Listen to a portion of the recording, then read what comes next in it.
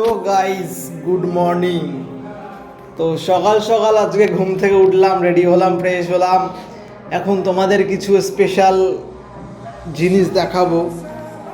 আর ঠান্ডা তো পড়েই গেছে, বাইরে বেশ একটা ফগি ফগি একটা কুয়াশার আস্তরণ পড়েছে, মানে একটা সৌন্দর্য ফুটে উঠেছে।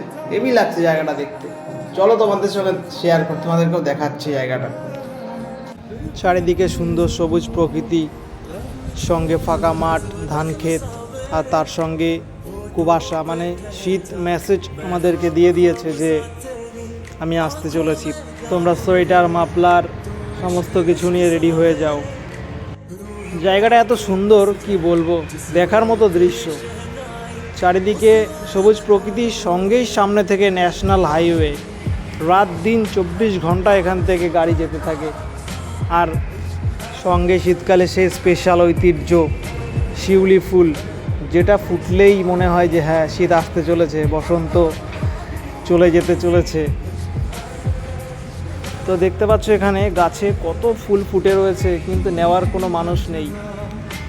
সব ফুলগুলো নিচে পড়ে রয়েছে। প্রচুর প্রচুর পরিমাণের ফুল এখানে হয়েছে গাছে।